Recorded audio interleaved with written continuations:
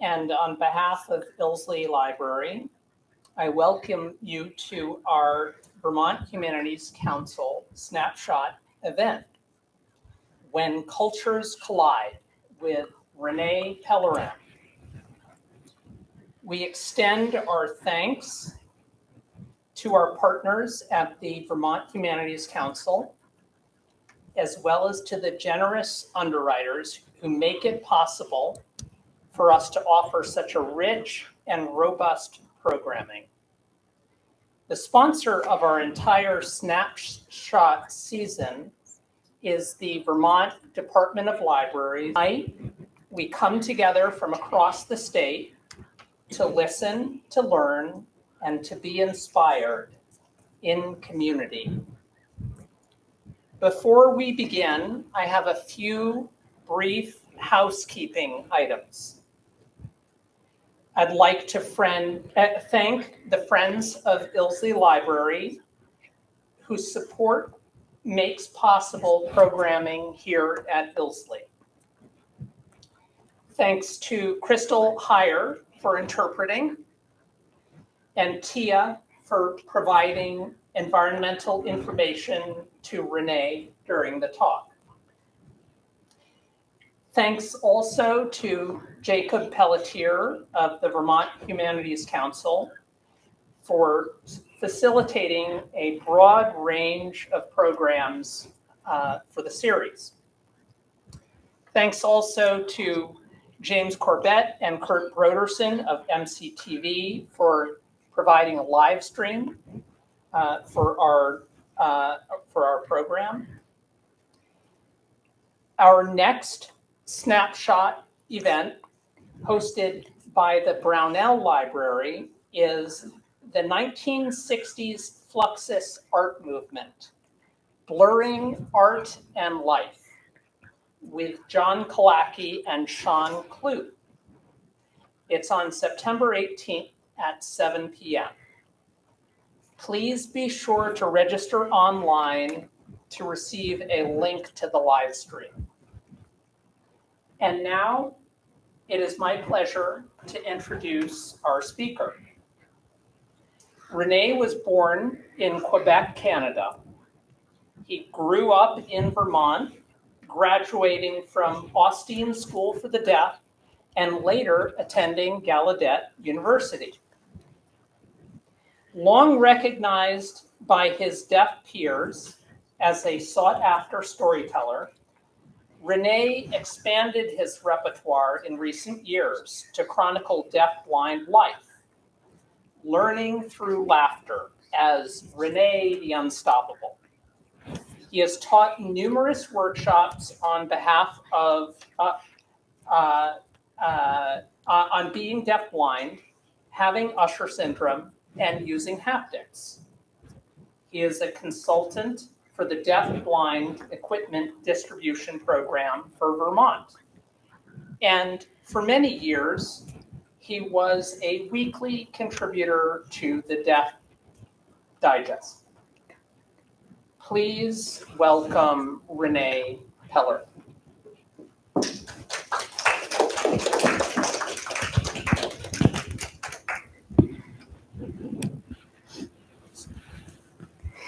Thank you, Chris, for that introduction. It's a pleasure to be here with all of you today. And some of you, might be a little bit confused. You're feeling like, okay, this is a guy I'm looking at, and it sounds like I'm hearing a woman's voice. So, folks might be confused by that. Many people, my blind friends, often think I'm a woman because the interpreters that work with me oftentimes are women. And my name is sometimes a female name. So I am a man. So we'll start there. All right, let's just get into it if we're ready. Slide, please. Oh, is there a clicker? Who has the clicker? Who's advancing the slides? I think Chris is that. Oh, oh, here we go. Thank you, Chris.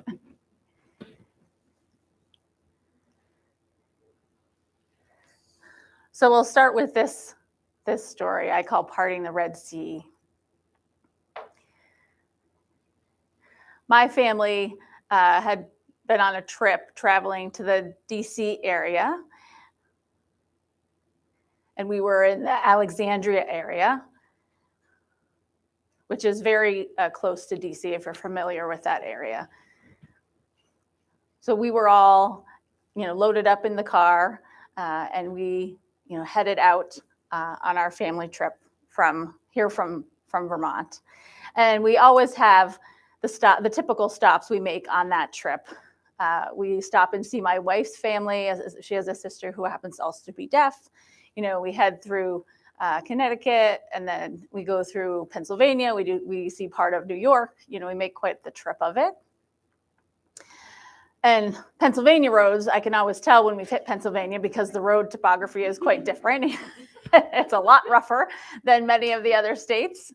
And so that's how I know we're getting close to my wife's sister's house for the visit there. We take a break there, catch up, and then we head out from there onto the DC area. But it's a pretty long road trip overall. So we get to our hotel. And I really want to, get out and walk.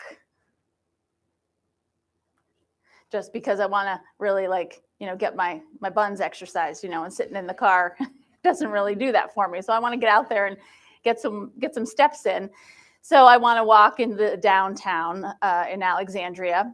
And it's a old historic town. So there's a lot of cobblestone streets. And so I get my cane out. And I keep having this issue with my cane because I keep getting hung up in all of these cobblestones. And I know it's very historical and it's very quaint and they really want to preserve that history. But for me, it's impossible because I keep getting my cane stuck in these things. And every time I yank it out, I stab myself in the chest, which is frustrating for me. So I connected with the Vermont Association of the Blind after one of our trips and said, what can I do about that? And they said, actually, we've got something for that. It's this little device. It kind of looks a little bit like a mushroom, and they actually call it a mushroom, but it's not a mushroom that you can eat. So it's basically just a tip that you can put on the cane so that it sort of bounces off all of those cracks and crevices like in cobblestone so that it makes it much easier to navigate. So right now I'm using what they call a marshmallow. So that's this tip here. That also is not something you can eat, in case you're wondering. So anyways, technology, there's always new things out there to help folks like me who have hearing loss as well as a vision loss and who are deafblind.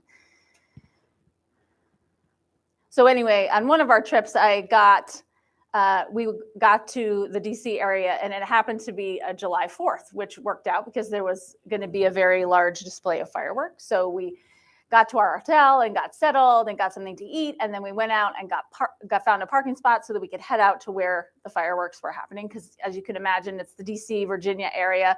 It's a holiday weekend. It's July 4th. There are crowds like you couldn't imagine. So we're trying to find the exact, the best place to sit. We did finally find a place we thought we would have a pretty good viewing area.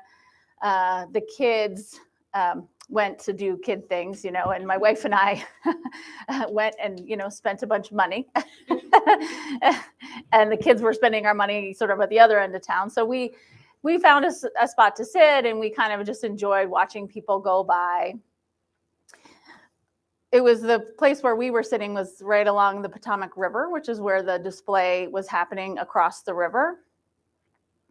And I don't know if you're familiar with the story, but the Thomas Jefferson Memorial there is across the Potomac where we were sitting. And so that's a pretty historical place. We were kind of taking it all in, and night started to fall. It started to get a little darker and closer to the time when the fireworks were going to start. And then sort of people started filling in around us. And so my wife got sat down right next to me so that she'd be able to kind of help me access the fireworks if needed. And then all of a sudden there was this huge, loud cannon blast. And I felt like it was having a heart attack. I felt it in my bones, and I could feel my wife, Joan, next to me. She actually lifted up off the ground because it was such a loud noise and a loud explosion. And then the fireworks began. And so, as you know, fireworks kind of launch and then they go into the air, and I was having a little trouble tracking where exactly the color was happening. I'm like, where are the fireworks? They're supposed to be starting. I don't see them. And so my wife helped me with her hand, sort of pointing but we were always just a second or two off, and she would point, and by the time I found her hand, the color had already dissipated. I could just see the smoke.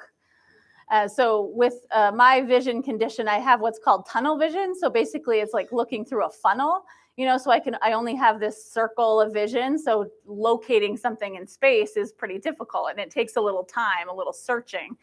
So finally, the very last, sort of the grand finale of the fireworks, when they put all the fireworks up at the same time, I was finally able to see that one because it's so many, I couldn't miss it.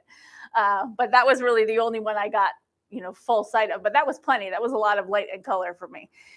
So anyway, after the fireworks were over, we had to head out. And as I said, there was a huge number of people there.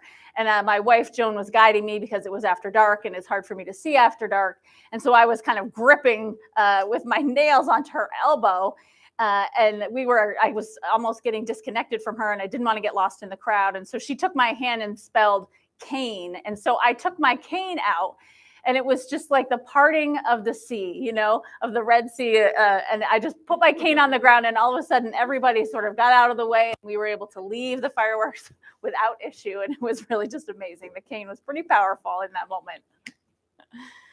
So the parting of the Red Sea.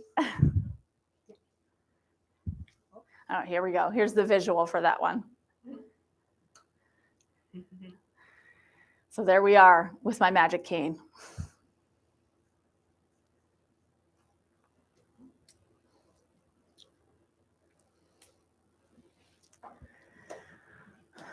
Alrighty.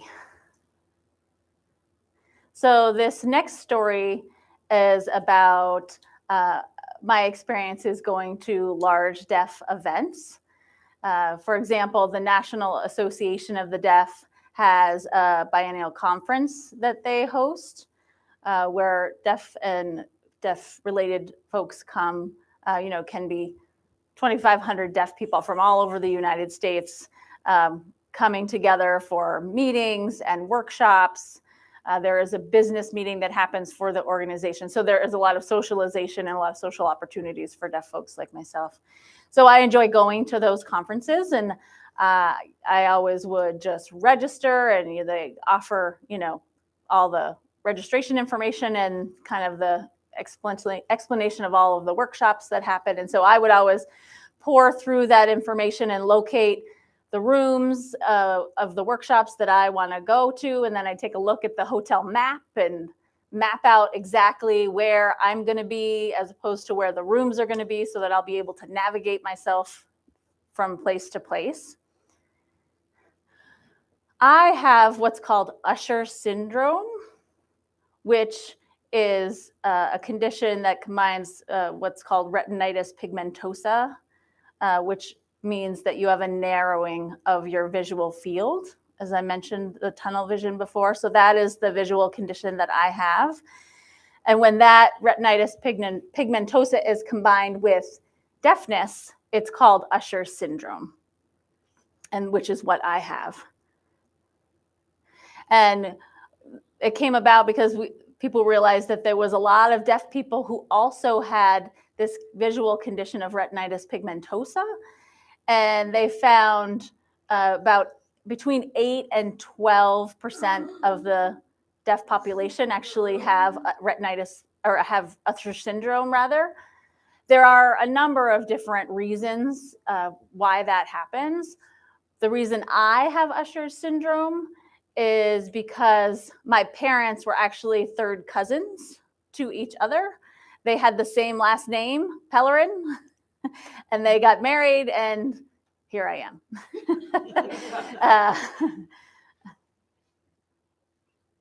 And my father's side of the family has 3 other folks who have Usher syndrome. And then myself and my younger brother also have Usher syndrome. So there's 2 in my sibling group as well. So anyway, when back in the day, you know, my visual field was wider, and as I've gotten older, it's kind of narrowed, and my central vision has gotten a little different. So when I would go to these big conferences, sort of navigating, I had my cane, obviously, and so that helped me to navigate, but trying to find the room that the workshop was in and locating the signs on doors, those types of things was difficult. And if you've ever been to a conference, you know, as soon as workshops let out, everything lets out at the same time. And then there's suddenly 70 people in the hallway. And so I'm trying to navigate, and I've got people kind of going the other direction. I'm headed the wrong way in traffic, so to speak, and they're bumping into me. I had my cane, which worked well when I parted the Red Sea at the fireworks, but it wasn't working very well at these workshop situations because everybody's looking down at their phone. And so they're not looking for my cane. So this was a frustration for me for many years.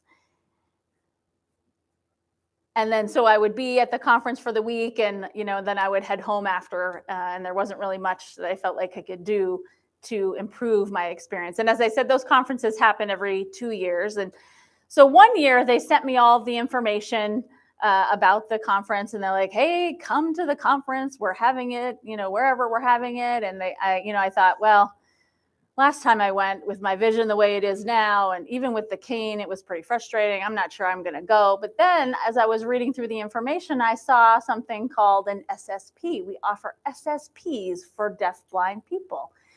And SSP stands for Support Service Provider. And so that would be someone who could help me at conferences like this. They could work much like Tia is here today, kind of giving me that environmental information. They could work as a guide. See, here's Tia hiding behind me here. So they could work as a guide to help me navigate the crowds and locate the workshops a little easier. And so I thought, wow, that could really change my experience at this conference. You know, I would have more of the information I need to navigate the conference independently. And so I said, yes, sign me up for an SSP. And I sent off my registration.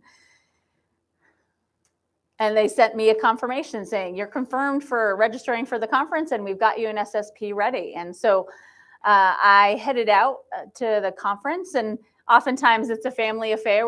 I bring the family, and my wife goes out with the 4 kids, and they do their thing, and I do my conference stuff, and I learn all the things at the workshops, and then we get together in the evening for family time. But anyway, so I got to the conference. And as soon as I walked in the door, there was a very large sign that said SSPs with a huge arrow. Very easy for me to see, very easy for me to find. So I was able to navigate to that area. There was a line of other deafblind people waiting to be connected with their assigned SSP. And so I waited my turn, and I said, I'm Rene, and I am registered at the conference, and I signed up for an SSP. So they took a look at their list and said, all right, you wanted an SSP. And they said, do you want a smoker? And I said, no, I do not want a smoker. I have to stand close to this person for a few days straight. So they said, okay, we won't give you a smoker. That's fine. We have to ask about that. So I got connected with my SSP, and they sort of took me aside, and we looked at the schedule of workshops to see exactly, you know, what I wanted to do. And so I caught them up on my plan for the days of the conference. I said, I'm going to this one and that one. And so we thought, all right, we've got a plan. So I grabbed their shoulder, and they're leading me through the crowd. I'm kind of hold onto their elbow. I don't know if you've seen blind folks being led through a crowd, but I hold on to the person's elbow. They kind of walk in front of me. So we got to the main hall, and it was time for a workshop to let out. And again, people are still on their phones. It was the same situation it had always been. But the SSP was like a football, you know, lineman. They're just like running in front of me and blocking and blocking and blocking. And I felt like, oh my God, I feel like the winning quarterback. I just can throw touchdowns. And I'm just like, all right, we got this blocker and this wonderful team with me. So that's the touchdown story. Here I am with my SSP who's just blocking the heck out of people.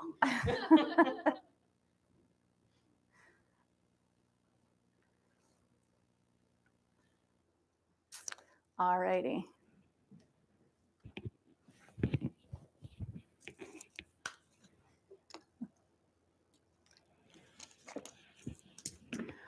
Alrighty. When I was working full-time, I worked for the state of Vermont for many years.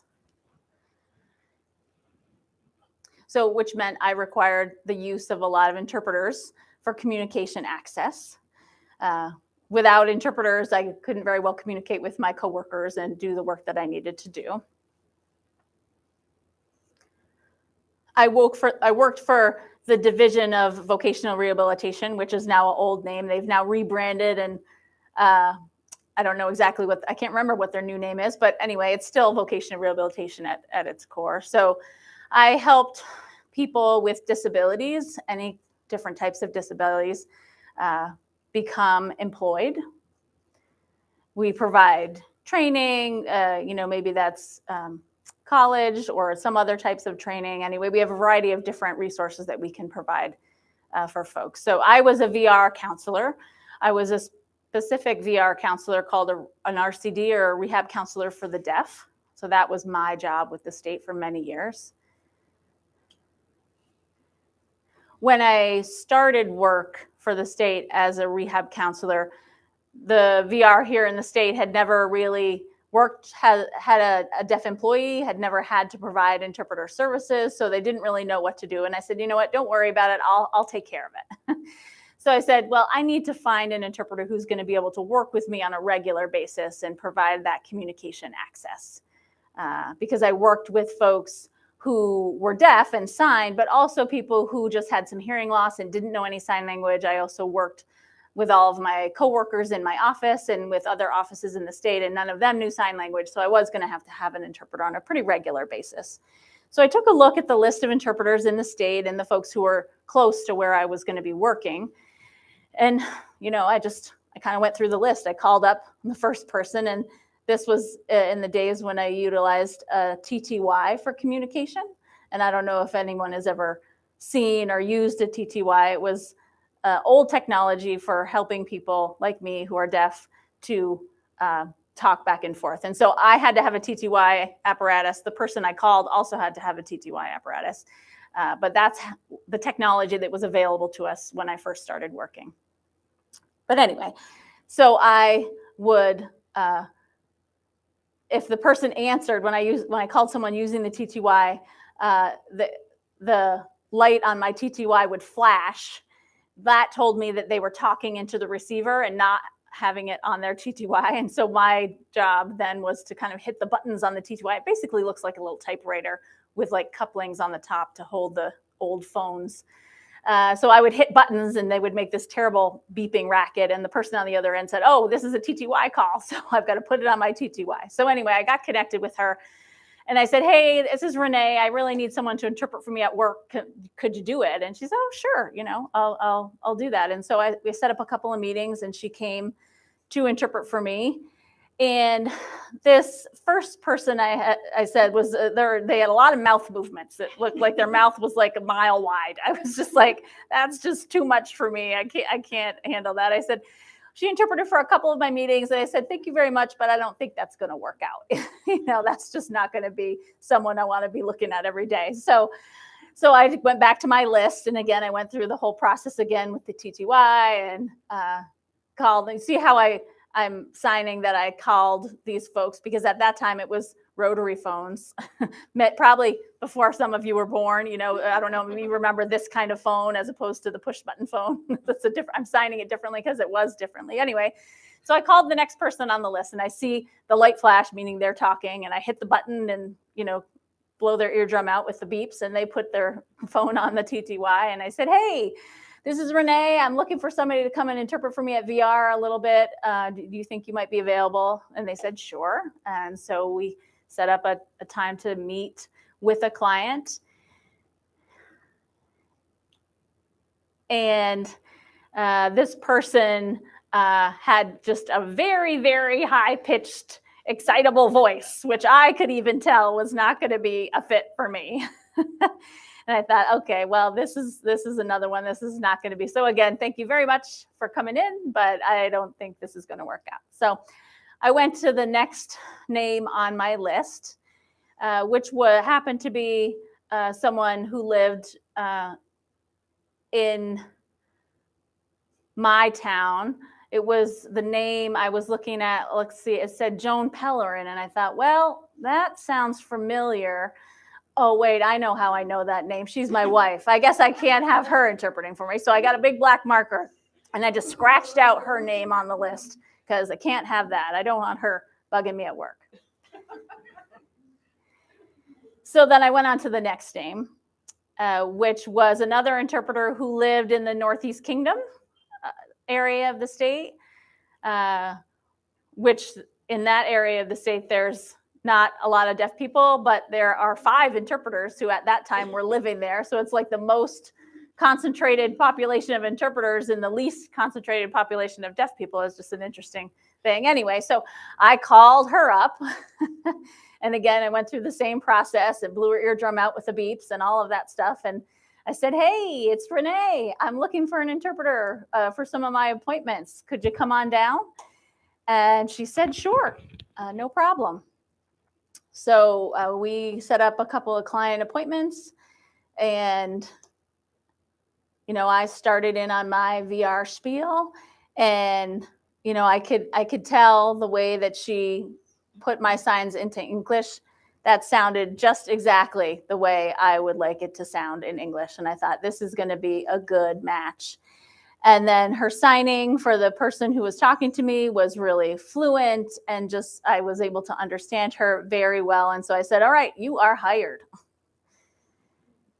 So she worked with me for a couple of years in the role of rehab counselor for the deaf. And then I was promoted to state coordinator for services for deaf and hard of hearing people. And I worked in that position for about 15 years. And so I worked in that position in many different capacities. I provided trainings and presentations. I did workshops. I was called in to consult on cases and provide technical assistance. You name it, I did it in that role. And I traveled all over the state to do that work. And this interpreter traveled with me. So one day I was at a presentation and I was kind of doing my thing, and that interpreter was there with me. And afterwards, people came up to ask some questions. I was trying to answer all the questions they had. And one woman came up to me and she said, she actually came up to the interpreter and kind of tapped her on the shoulder. And she said, hey, can I ask you a question? And my interpreter said, very professionally, said, well, I can't answer any questions right now. I'm working. But if you want, you can ask Rene a question. And so she went back to the end of the line and worked her way back up to me. And here I'm like, oh, here's this woman. I saw her talking to my interpreter earlier. And she said, hey, I just have a question. Are you guys married, you and your interpreter? Is that how this works? And my interpreter's eyes bulged out, like she was like, what the heck are you talking about? I could tell from where I stood that she was very shocked. And the National Registry of Interpreters for the Deaf, or RID, has, certainly has tenets of professional conduct. And, one of those prohibits interpreters from inserting their professional opinions. And I said, hey, Barb, I saw that facial expression. That's your personal opinion. You can't do that. So I gave her a little bit of a hard time about that. But anyway, one of those other tenets on that professional code of conduct says that you need to empower the deaf person that you're working with and not, take the right to make decisions. So she had to give me the power to answer that question about whether or not we're married. And so I thought, ooh, here's an opportunity for me. How do I answer this? And I could say the truth, which is no, of course, we're not married. And I thought, well, I probably better do that because she's my ride home. I don't want to make her mad. But I thought, well, I also could say yes. And she would probably say, no, we're not married. I am a lesbian. What are you talking about? So that's my story. Married? And here we are. That's our illustration of me and my interpreter, Barb. She's telling everybody in that sign she's a lesbian, and I'm just throwing her a kiss there. But we worked together for 20 years. She was my designated interpreter. She's a wonderful woman, and I appreciate all of her years with me. So next slide, please. All right, just checking in with Tia here. All right, this one, this touchy situation.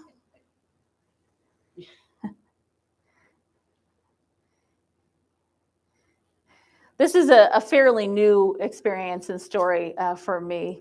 I mean, you all don't know. Many of my stories are at their core true. I mean, there have been some creative edits just to make them a little more educational, a little more comical, but at the core, everything really happened to me. So I had a medical appointment. I was booked in to see an ENT to get some tender loving care on my ears, my nose, and my throat.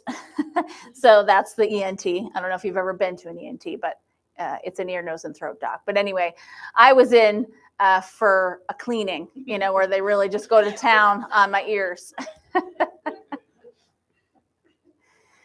So I had, of course, an interpreter with me at the appointment. So we went in together, and we were in the exam room. And so I was at this is a more recent story. So I was more in need of what's called tactile interpreting. So she was sitting very close to me, and I was putting my hands on her hands to access her interpretation.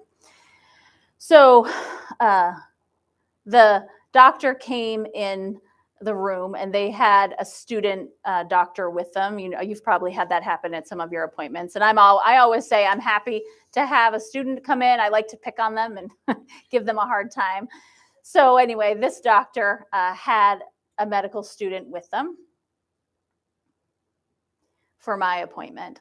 And so they introduced themselves and everything. And so the doctor had the conversation with me, and my interpreter is there working with me. And so, as I said, we've got kind of my hands on her hands so that I can understand what she's signing to me. And so he does his thing and gets his little scope out, and he looks in my ears, and he said, "Well, you have got a ton of wax."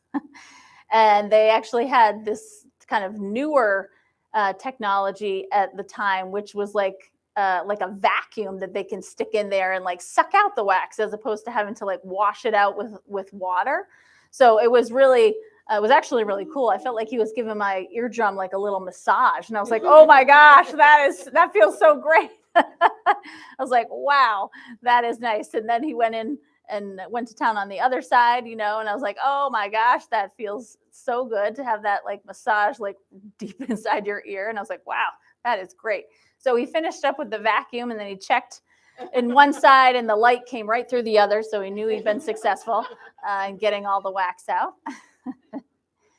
So after he did that, I was just talking with the doctor, you know, about next steps and, you know, what the plan was. And he said, I don't have to see you back for several months. Why don't you come back in 8 months or so, and we'll check you again. And so he was getting ready to leave the room, and the medical student was like, can I just say, I mean, why are you guys holding hands? I just don't understand why you're holding hands this whole time.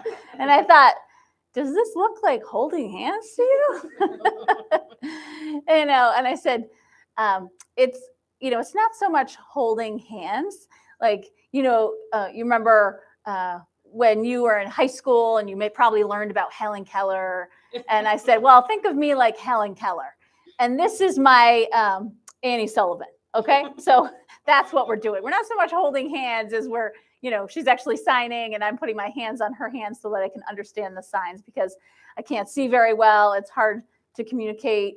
And so I have an interpreter here with me who can sign. Obviously, I'm deaf as well. And so that's what we're doing. We're not so much holding hands as we are communicating. And they said, oh, okay. Oh, thanks for explaining. And I was like, all right. So, you know, I thought, you know, that can be like a new service. You know, you can go into the ENT, and then you come out with a girlfriend, you know. So I thought that's my touchy situation. So here we are in the ENT's office.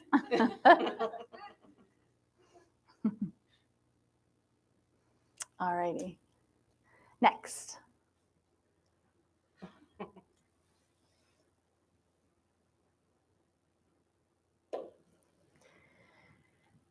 All right, this is another fairly recent situation that happened to me. This is actually, I was headed into another medical appointment. I was in to see my eye doctor this time to get a checkup.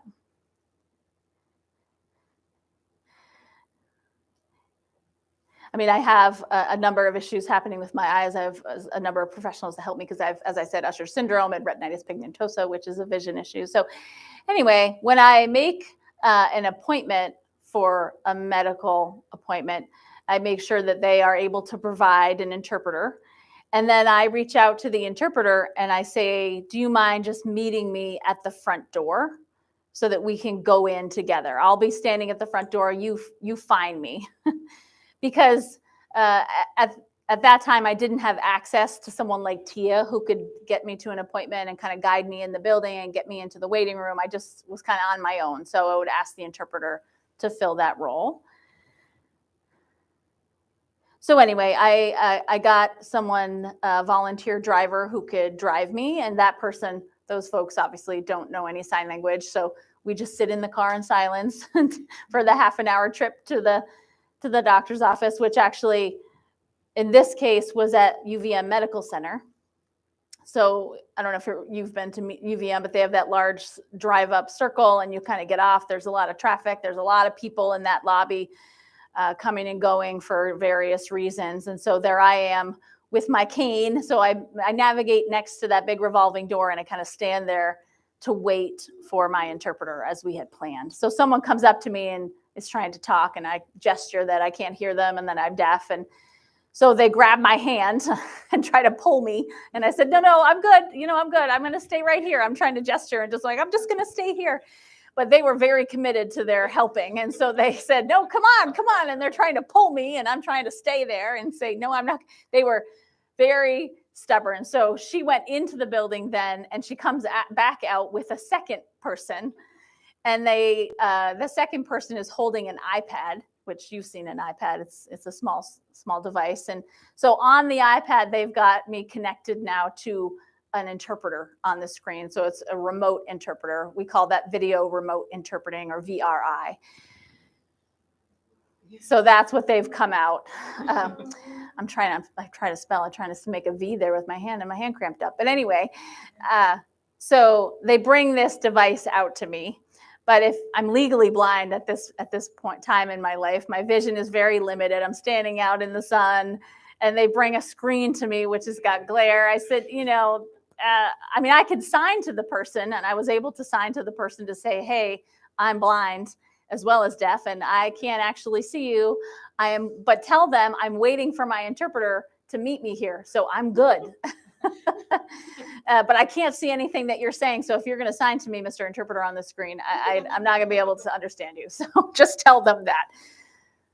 So come to find out, my interpreter is actually on the other side of the door this whole time. She sees this whole kerfuffle and is able to make her way over to me. And I thought, oh, thank God you're here because this lady was about to drag me inside by my hand.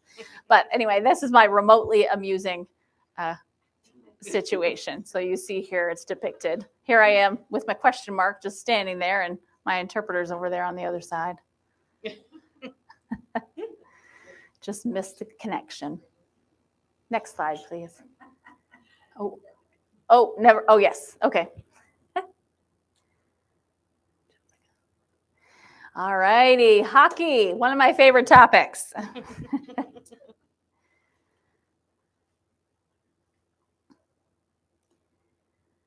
So one day, when I was working for the DeafBlind equipment distribution program, we had a booth at an event up in the northeast part of the state. We were doing it for a technology fair for the blind. And so at that fair, there were many vendors with booths with a number of different types of technology that might be useful for blind people. And so every year they have those types of fairs around the state, just because we don't have a company here in Vermont who can provide those types of equipment. So we try to get out and really meet the community and give people the exposure, blind people and deafblind people both, so that they know what the technology is that's available to them. So that's sort of the purpose of those annual fairs. But anyway, I was there with a booth, and I had an interpreter with me, and then I also had a ride. I rode with the interpreter. The interpreter was fairly new to the state. So I got in the car and they had put in the address into their GPS. And so they were just going to follow the GPS to our conference site. And so, and then at some point in the ride, I feel that we've not on a paved road anymore. We are on, we are on a dirt road, and it's April in Vermont, so dirt roads aren't great. And so I can feel that we're kind of going all over the place, and then we're back on pavement, and then we're back on a dirt road, and I'm like, I don't know what are you doing? I said, what are you doing? And she's like, I don't know, I'm just following the GPS. This is what it's telling me to do. And so I thought, well, it seems like your GPS maybe is taking you the scenic route or something, but it's just going to be mud. It's going to be mud, one muddy road after another. But anyways, I suggested that we get back to Route 16 and the main road, and then I could sort of help navigate because I did drive before I had vision issues, and so I know fairly well that area. And I said, when you see 122, then you take that, and then that's going to get us where we need to go. There's going to be a covered bridge. When you see the covered bridge, you go through that.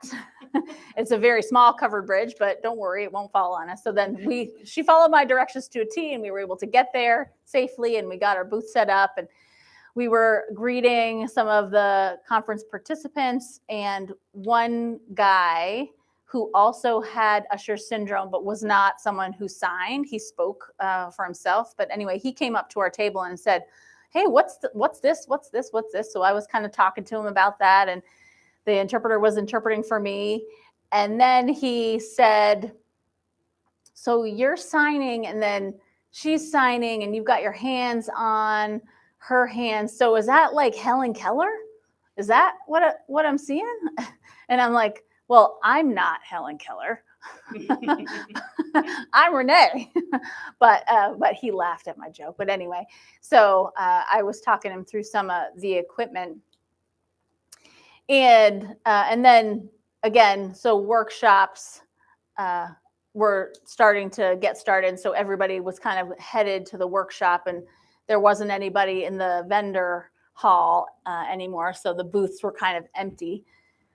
And so I was kind of feeling a little curious about what all those vendors had on their tables. And so I asked my interpreter to kind of take me around, and I was checking out some of the other technology. There's some screen readers, for example, things that were kind of interesting. And some tables had Braille displays. And the technology now is just amazing, especially around Braille. It used to be like a very large apparatus, but now they can make them very small, very sleek. They're expensive.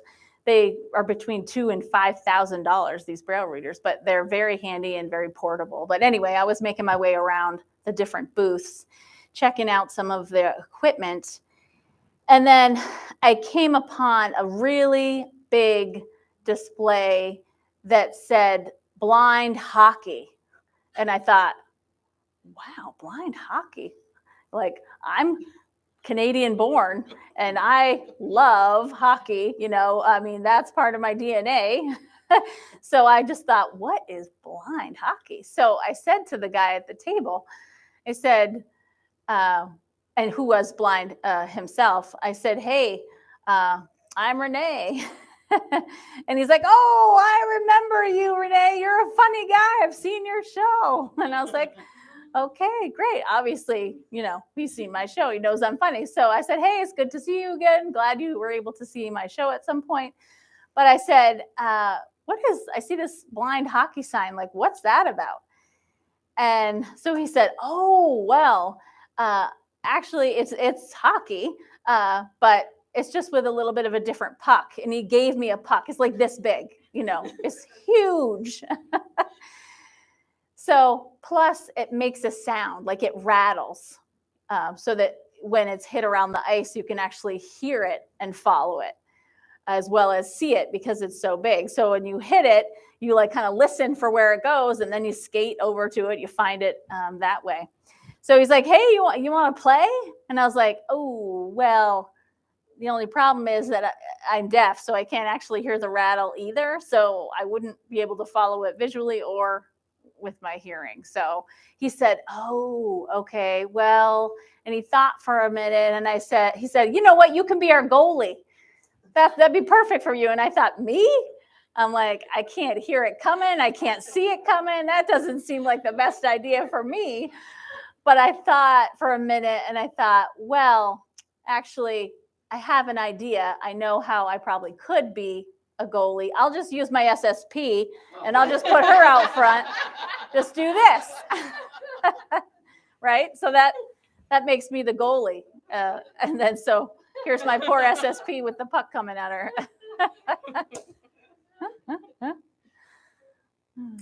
So there you go. Next slide, please.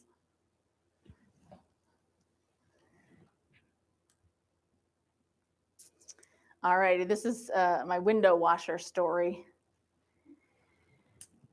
So at one time, I was going to the gym several times a week. I had with this deaf guy who would volunteer to come with me to the gym, and I would kind of pay his gas, and then he would get to use the gym for free to work out while I work out. Keep myself, trim and slim here. You got to do it. You got to get the big muscles. Anyway, so that was our agreement that I had with this guy. So we had been going for weeks, and one day we got into the gym, and you can't wear street shoes in the gym, especially in the wintertime, because you come in with boots or wet shoes or whatever it is, and you've got to change into your gym shoes. So I'm changing into my gym shoes, and I get changed, and I go to reach out for him to say, hey, I'm ready to go, and I couldn't find him anywhere. He wasn't anywhere around. I thought, well, maybe he went to the bathroom. So I was like, I'll just wait. So I was waiting and waiting and waiting, and then I started to kind of look around. And again, with my tunnel vision, I see out the window a guy is washing the windows. And I was like, well, that's weird. He's washing the windows in the middle of winter, but that doesn't seem like the great idea. But I'm like, hey, if building maintenance wants that, let it, who am I to judge, right? So I just sit there waiting. And then I look again at the guy washing the windows. And again, he's kind of flailing. I said, he's the worst window washer I've ever seen. And then he kind of slows down his movements a little bit. And I see that it's not actually a squeegee he's holding, it's sneakers. And then I realized, wait, that's not a window washer. That's my SSP. He locked himself out of the building. He's waving his sneakers at me outside the door. And I thought he was trying to wash a window. So that's my window washer story. So here he is waving his shoes at me through the door.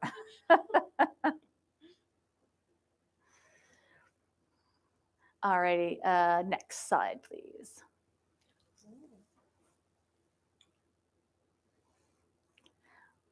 All righty, this one's about a real wedding.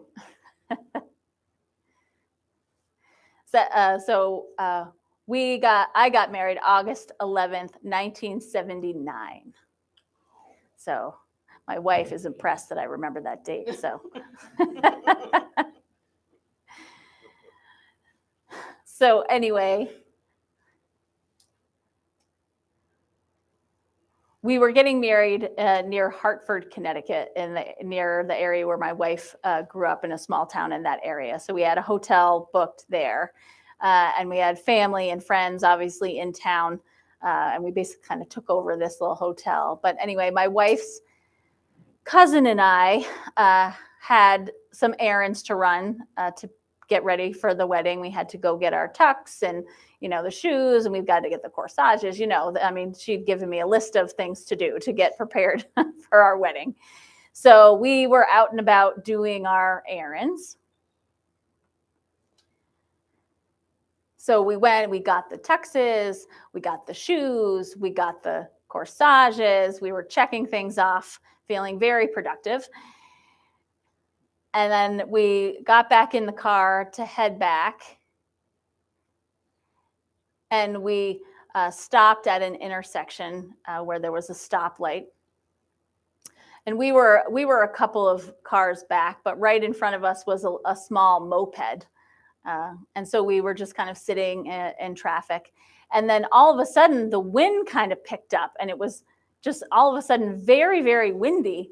And this poor guy on the moped, he took off at the light, and he was like getting blown over with the wind. And I could see how strong the wind is, even though I couldn't hear it, because I could tell he was almost tipping over. The light was hanging on the wire and just like almost horizontal with the wind.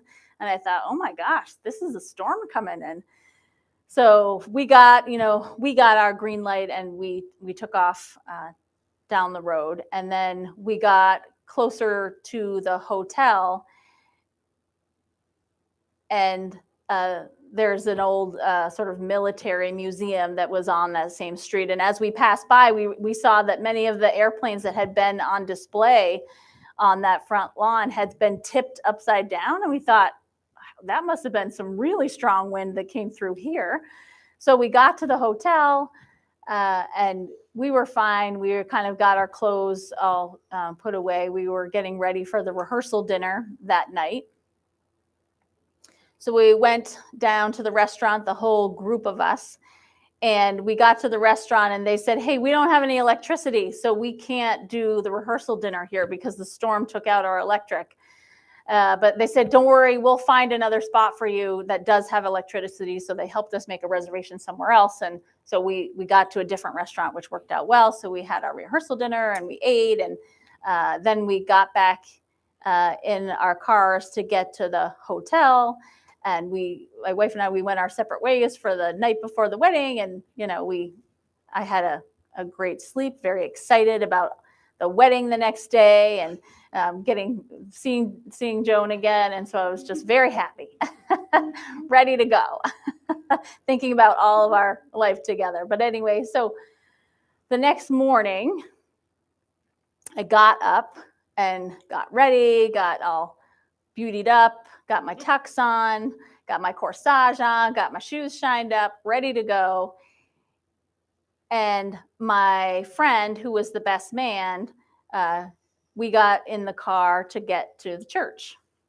So we drove up to the church, and we see, just as we approached the front of the church, there was this huge tree right in front of the church that had come down in the storm and had fallen like across in front of the church. And you could see it was a huge old tree, and it had been completely uprooted, and the roots were just huge. My friend was standing in front of the roots, and the roots were twice her height. It was amazing, the size of this tree and how it managed to miss the church. And I thought, well, maybe is this some kind of a message from God that we should or we shouldn't? I don't know. What does this mean? So anyway, so we got into the church, and the electricity is out in the church as well. So we get to where the priests are kind of getting ready for the service, and we have a chance to talk with them. And people are, arriving, and they're taking their seats in the pews. And then my wife, the bride, comes into the church and immediately sees how dark it is and is thinking, oh my gosh, Renee's not going to be able to see me. It's too dark in here. We had another friend who was an interpreter who was saying, hey, Rene, can you see in here? And is it going to be light enough? He said, Joan's worried that you can't see. Can you see? I don't know. And they're kind of communicating between Joan and I. And I said, don't worry about it. It's going to be fine. Tell her not to worry about it. I can see just fine. And so this friend is kind of going back and forth between us. And as for someone with Usher Syndrome, something that maybe you don't know about Usher Syndrome is that it is harder to see in the dark. So she had reason to be worried. So, but my answer that, oh, don't worry about it, did not satisfy her. So the interpreter comes back and said, look, I told Joan you said don't worry about it, but she said she's worried about it. So we need to figure out a way to get more light in here. And so I said to one of the priests, I said, do you have candles? He said, oh, we got candles. So we lit a bunch of candles, candles on every surface, candles on anything that would stand still. We just lit candle after candle after candle. And so I said, all right, is that enough light? I think this is going to be enough light. So, all right, Joan is satisfied. So we get, I go up to the altar, and I'm waiting to see my bride coming down the aisle. And so I see the doors to the church open down at the back of the church, and I see my beautiful bride headed towards me. Unfortunately, the light behind her made it so all I could see was a black outline of, I said, oh, she's so beautiful. That black blob is just so pretty. What a wonderful black blob dress. And so I could just see her making her way in this shadow up to me.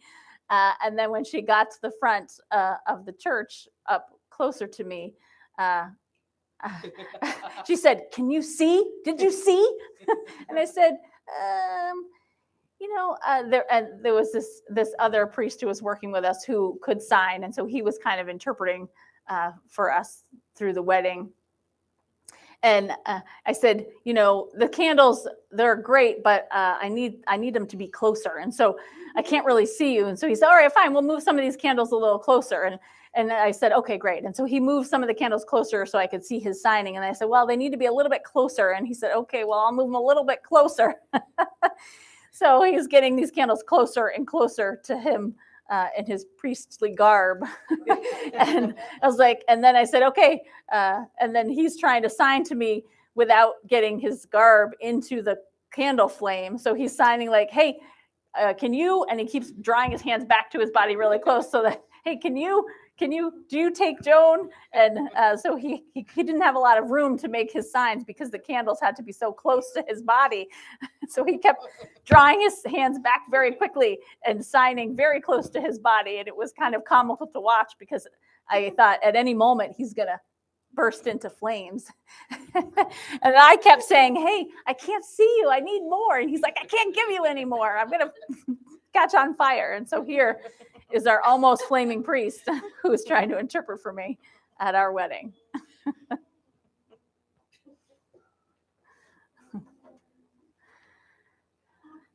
I just do a quick time check here. How much time?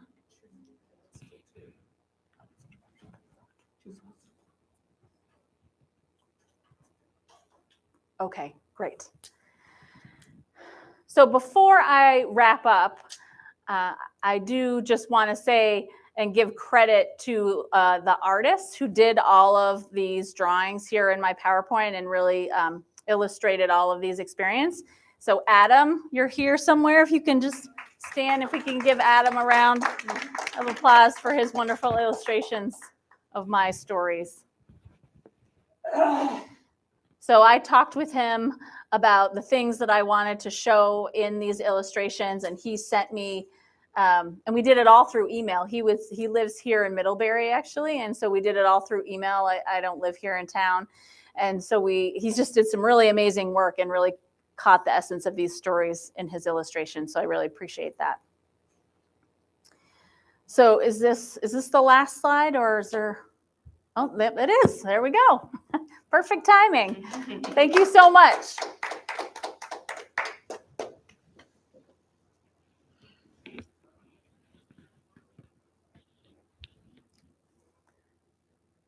What's next? Is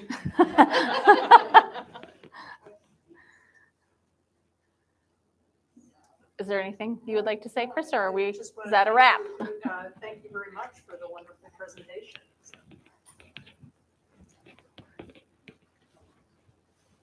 All right. Well, thank you so much. And I can't see you or hear you, so you have to stomp your feet on the ground. All this ground isn't very receptive to that, but that's how you would applause for me, because I can't see or hear your applause. So, all right. Well, thank you so much. Enjoy your afternoon. Thank you.